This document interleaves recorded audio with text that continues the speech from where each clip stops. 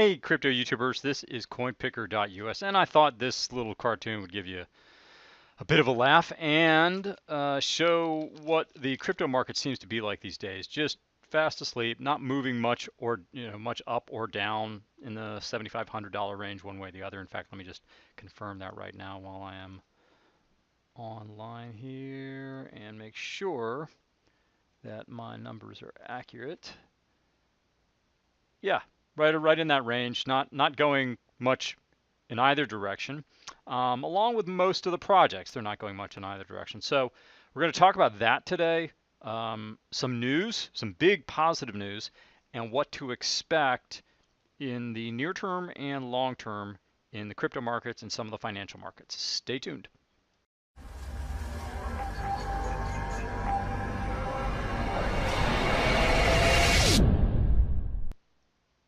Welcome back. So the big news is one of the exchanges, Huobi, is creating a new platform in the US, but Coinbase is getting a broker-dealer license. And what this is doing is merging the legacy financial world with the new crypto space. And there are some negative aspects to that, and there's some massively positive aspects to that. The massively positive aspect is that it will bring in new funds, new clients, smooth the path for people that at this point consider crypto too speculative and difficult for them to understand and get into a framework that they can understand. That's more easy for them to digest. ETFs are an example of that. Super easy from any stock account to buy an ETF. Well, now ETFs are going to be allowed into the Bitcoin space, which they already are to a certain extent, but in a very limited framework. And very often you have to use some fairly clever machinations to allow that to work. Now, Huobi creating a platform in the US just brings more marketing muscle, more funding, more social media attention to the crypto space. So that is what's required because we are in a market, sad to say, and you're not going to hear many of the other crypto analysts say that. And I'm really a broad analyst. I happen to include crypto in my purview, but you're not going to hear many of them say that we're really in a I would call it a FOMO or a last speculative buyer in determines the price market because very few of the projects have a core bottom line fundamental value established. Now I'm going to talk about one today that is establishing that core bottom line fundamental value, and it's going to continually increase for the most part. I mean, there's obviously an upper limit to that. It's not a stranger to any of you, so we're not talking about a project that's come flying in from left field. It's EOS, and we're going to talk about that a little bit today. But basically, the big news, and there are lots of deals coming up, that Coinbase is broadening its reach by buying the broker dealer. Huobi is coming in, and we're just going through summer doldrums. I think by the end of the year, we're going to see more of an uptick. This BitHum being cleared is fantastic news, and I see what's happening in the crypto space as largely positive because we've resisted the downturns. Now let's go take a look at some numbers really quickly here, or really some stochastics. We're within a very narrow trading range, which you can see as evidenced here, somewhere in the 70, I'd say 7,500 is the narrow range. The broad range is probably closer to 8,000 down to as low as maybe 7,000, somewhere in that area. Fortunately, we haven't gone to the 64.48. If we get near that level, and I don't anticipate that right now, well, actually, the stochastic RSI on a daily basis says we're toppy, but the CCI and the EFI, well, the EFI says we're still slightly, ever so slightly with sellers in control. The CCI does not say we're toppy, so we can hang out here for quite a long time. So the suspicion is that we'll trend more than anything because you have basically a battle going on here. We'll trend more than anything, but it has an upward bias. At this point, it's got some of an upward bias. So let's take a look at the weekly trend. See where we're at there. Heading down on a weekly basis. Ever so slightly, but heading down on a weekly basis. So that's not going to help the daily consideration. So the daily consideration is probably going to wrap up its upward move here shortly. Now, on a monthly basis, we're getting ready, and this is what I've been talking about, we're getting ready for a very nice side upside reversal. Now, we could, if we were to maintain a downward bias for a couple more days or weeks, we begin to see this drift to a lower level, CCI, and form the basis for a reversal. We don't need that. We don't need that. I'm just saying that it is. The stochastic RSI strongly suggests we're heading for a reversal. So on a monthly basis, which could be, what are we in, early June, end of June, July, August, it could take a little while to develop this fully. But let's take a look at Litecoin. I'm not expecting any fireworks out of Litecoin. Yeah, it's still got a way to go down, which I've been talking about for a while, and that's been sort of proven to be correct. Yeah, same on a weekly basis. On a daily basis, it in fact looks a little bit toppy, but it's basically doing the same thing that BTC is. Ethereum is, well, let's take it, Ethereum versus BTC. See where we're at there. Very similar, but more negative. Sellers are in control. We're not reversing it. We're in a trending area. No great trades. No great trades on any of these at this point. But let's take a look at EOS versus BTC, which has been counter trend. So we were way out of the range. Now we're dipping down. So EOS looks like it has some downward preference now. Not a great trade on a daily basis. Definite downward preference. But on a weekly basis, it has more of an upward preference, even though we're still just on the hair of extended here. But buyers are still in control. So more of an upward basis or bias for EOS. On a monthly data, the data is just utterly useless. But weekly says we have an upward bias. We've got a crossover here. So EOS is looking strong. Now, for those of you who may or may not understand why EOS has such huge potential, it not only introduces a new feature set for crypto, the 500 millisecond processing time or confirmation time, which will work out to be 1.6 seconds roughly for confirming transactions. And also the parallel processing, the WebAssembly, which is what Cardano and Haskell's promising. A number of features that are beneficial. The distributed proof of stake is not particularly unique, but the way it's implemented is somewhat unique. And the troubleshooting and repair methodology, meaning you don't have to fork EOS to repair it. It's robust so that it can maintain the central EOS. The basis by which EOS will garner value is that in order for a digital application or a dApp to use EOS, it must essentially buy bandwidth on the EOS network.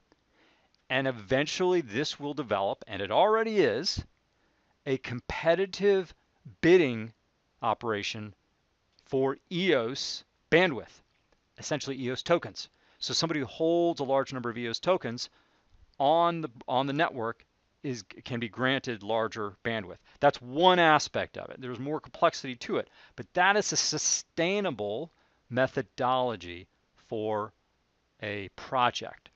So EOS has an upward trend bias far outpacing an inflationary bias of the project. Let's say the inflationary bias is 5% or something along those lines. I have to look into all the details. It could be 3-5%. The upward bias of dApps requiring EOS bandwidth we've already got in the month of June, I think, 12 or 15 dApps, digital applications, that are going to be airdropping and using EOS as the basis. However, I want to be fair on this. There's a possibility for the bandwidth to become so expensive that, somewhat like Ethereum, but not entirely, people can clone the code and create their own network, run it with their own servers, and try to recruit other people and develop their own framework that looks a lot like EOS. They'll call it something else, but running off the same code. There are some problems with that, and there's some challenges, but at some point the price could reach a point, a level where they say, you know what, it's not really worth it for us to buy the EOS bandwidth share, we're going to go ahead and clone the network or something like that. I don't see that happening a lot. There is an EOS Classic out there already, but it's a different thing altogether. But I wanted to fill that in. Let's take a look at Ven BTC and see how that's doing. On a weekly basis, just have no data, which I don't know why that is. It shouldn't be the case. Doesn't look very positive in that regard. Now I know somebody out there said, hey, Tron is completely dead. Let's see if that's the case. It has been thumped indeed, and it doesn't look like it's quite found a reversal yet. So whoever out there is a Tron promoter, you don't have very good days and weeks ahead of you at this point, not that I can see. Month, of course, the data is really junk. Let's take a look at one of the ones that I chose a while ago as a very strong project. It still is. It's a wonderful project as far as I can tell. And that is 0x. It doesn't tell us much on a weekly basis. Let's see what we've got on a daily basis. Daily basis looks like a positive uptrend, a really nice uptrend. We're not overextended yet, and obviously we've had a long way to go. When was this? Gosh, yeah, it was a while ago when I picked this as a good trade, but it's been doing very, very well, and I think it will continue up. Let's see if there's another one. I don't know if Sky Coin versus Bitcoin. Let's check that out on a daily basis. It looks like it's completely wiped out. So we're not going to look at that one. Can't tell anything about it. Now we're going to move to the broader market. Okay. For those of you who have been with me for a while, you know that I talked at some points about the dollar index, and I said, you know, we're going to have a reversal, which we did, meaning there was a downtrend in place. I had talked about the downtrend before it happened. We got it. I think we bounced down to something like 88-ish, somewhere in that area. And I said, you know, at that point, the technical stochastic said we're headed for an upward reversal, but it will be short term. And everybody's going to go for it. And they did. They bit into it hook, line, and sinker. I have seen article after article. In fact, a very well-known guy, Martin Armstrong, said, oh, everything else is junk. The dollar is going to be rocketing through the roof. The euro is junk. Yes, the euro is junk. The dollar is junk. Almost all currencies are junk other than Singapore, maybe New Zealand, a little bit Australia, but not so much. Japan's yen is definitely junk. Switzerland is sort of junk in its own. I mean, the government isn't in bad news, but they gave away all their gold. So most currencies are junk. Singapore is definitely not junk. Singapore's dollars are definitely not junk. But anyway, the U.S. dollar index right now is resuming its downtrend. Now, let me see if I can take a look at the chart on that. It's not popping up for me. Yeah, there we go. Okay, let's take a look at the chart and see if we can take a look at the technicals on it. It's not necessarily that the dollar will really begin to drop significantly right now. What are we getting here? Let's take it on a daily basis and see where we're at. See if we can get some indicators going here. CCI would be good. And let's see if we can get stochastic RSI also. Whoop. There we go. And we'll just go with that for right now. Simplified view. Okay. All right. On a daily basis, it actually looks like it's dropped way too far too fast, which I could agree with. But the CCI isn't saying we're that oversold yet. We're not quite there. So we could have a little bit more of a downtrend in place. Let's take a look at a weekly basis and see where we're at. Yeah, on a weekly basis, we came way too far too fast. So this is more what I'm talking about. This is more what I'm talking about. And I didn't even look at this before I decided to discuss this, that the dollar is way overbought. It was an oversold reaction, and that's why we've peaked up here. And this is exactly the range I was talking about. So we're headed further down in the dollar, and that is going to be supportive of two or three things that I've been talking about for a while. That's going to be supportive of gold and silver, which have both had completely anemic bounces now. But for those of you who have been with me for a while, you know I bought silver at 1642-ish. I mean, I'm not even counting that as really a positive trade. It did rescue the crypto profits though, because the crypto profits, I took a lot of them and put them into silver.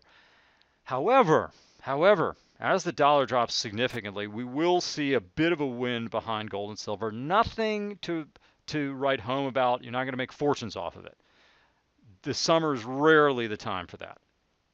While we could have a reasonable pop, for those of us who are spoiled rotten, and I say spoiled wonderfully by crypto trading, where we don't get, you know, 0.03% or 0.3% or 3%.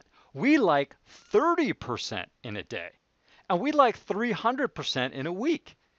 It's a little unrealistic these days, but 30% in a day or two or a week is not unrealistic in the crypto space, which is why I focus more on the crypto space, even while the market appears to be quiet and left for dead.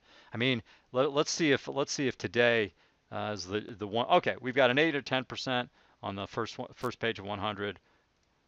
We have a 12, 11% on the next page. Let's see how deep we have to go before we get a real. Okay, here we go. We have to go to the third page before we break into some serious change, 25%, 25%. So that's what happens in the crypto space. Now, in gold and silver, you're not holding gold and silver to see those kinds of returns. You will, but they take a lot longer, generally speaking. I mean, I've been trading them forever, and I can remember those few days when I would get up into the 10% range.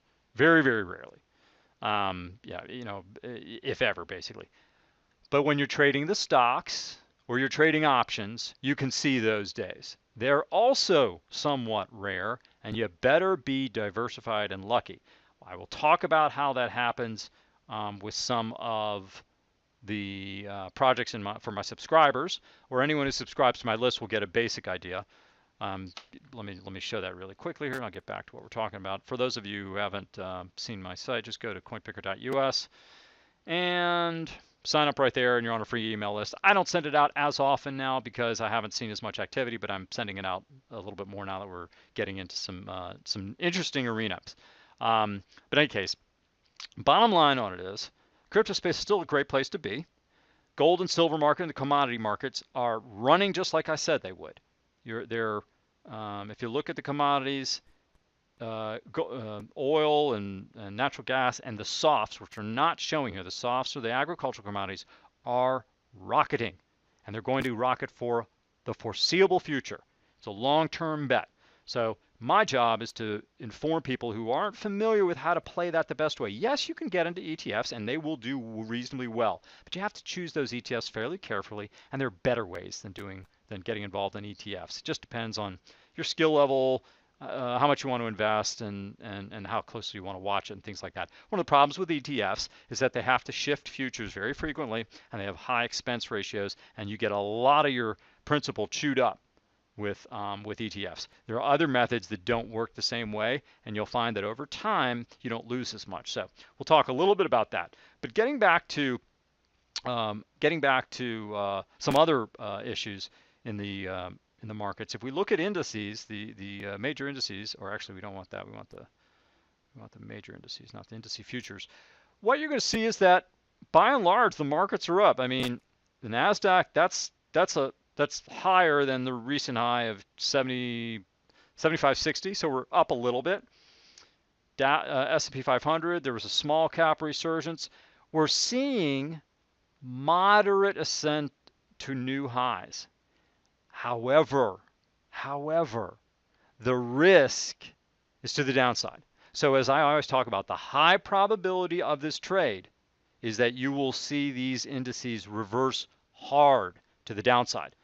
You can benefit by shorting, long-term shorts. I always like to go out a couple of months when I short. The tighter the short, yes, you can grab more payout, but I like to go out a couple of months because it shields me from nuances of short covering and things like that. But if you were to go out short a couple of months, my strong suspicion is that you would benefit. I don't see there being much upside potential in the U.S. markets. The potential for upside exists in Southeast Asia right now. It exists in soft commodities and some of the other commodities. It exists in the silver market, particularly in some of the miners. It exists in some of the energy stocks. It exists in several of the crypto holdings. that's where you're going to find outsized returns. In the stock market, you better be grabbing dividends and yields on commodity-based enterprises that will see those increase over time, because everything else is priced at a level that makes upside moves limited and downside moves potentially extreme. That's my take on it. So, all right, I've gone on for 20 minutes almost. This is perhaps almost a record for me, but what I'm trying to do here, and what I think I'm doing, is helping you orient. And of course, this is just what I'm doing, how I orient my portfolio, taking this long-term perspective that the crypto space still has some of the best trading available, that there's a time to take positions, which is, now, that EOS has long-term upward trend, um, I would say fundamental value building upward trend. That's exactly what EOS is oriented towards, and that's why I've been a big proponent of it, why I traded it a little while ago. Obviously, that trade has been profitable. In a down market, that trade is up in the neighborhood of somewhere in the neighborhood of 20. Yeah, it's almost exactly 20%, not quite. And that's why I'm orienting towards this long term. I think towards the end of the year, September, October, November, in that area, we're going to see a lot of these trends really kick in. So it's not that far away. You're going to see your Dow. You're going to see gold and silver begin to rocket. You're going to see the stock market not showing. I mean, that may happen earlier, but showing some weakness into 2019. You'll see cryptos begin to pick up some steam before that, probably, but definitely into that space. And you will see South Korea also moving up, with the general stock market in the United States moving down. The dollar will have already been moving down, and that will accelerate probably into 2019. So that gives you a framework for making money, significant money. When you understand the macro picture, which is what I'm giving you, and it's my understanding, you don't have to agree with me. You can, in fact, interestingly, most of, I would call them highly respected, independent-minded analysts would not agree with what I'm saying. A lot of, for instance, Martin Armstrong completely disagrees with me on the dollar. Almost everybody disagrees with me on the crypto space. The stock market, there are a number of people saying no, it's going to, or completely disagree with me, saying it's going to rocket higher. I say, well, it could go higher, and it has, and I've mentioned that in the past. But the level of the amount that it can go higher compared to the amount that it's likely to go lower suggests to me strongly that your better bet is to short it, not to go long. And that's why I've been saying it for a while. Now, early on, I was very accurate in saying that it's going to drop at this date and it's going to drop significantly, and it did. I haven't been analyzing it that carefully because really I'm not focused on it. I'm either generally short or I'm ignoring it, because I'm focused on other areas, gold and silver and the stocks and some crypto trading, because that's where the money is now. That's where to make the big positive return. So once you understand this big macro picture, it's not all that hard to find good investments.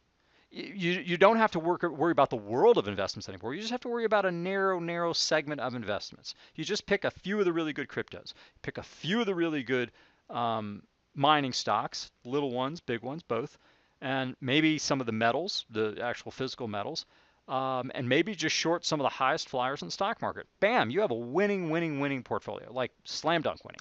So that is it for right now. And once again, go ahead and sign up at coinpicker.us. For those of you who are already subscribed, I'm pushing back the renewal a long way because I'm just now getting the Twitter feed deal worked out. So we have all the charts to show what's going on with social media metrics and things like that, and a bunch of other stuff that I'm adding. We're getting it all finally worked out. Very complicated development, so it's taking me a little longer than I wanted to, but I don't want to charge anyone for something I'm not providing. But hopefully this helps all of you out there in YouTube land, and for those of you who have not yet subscribed, please do, and I will talk with you later.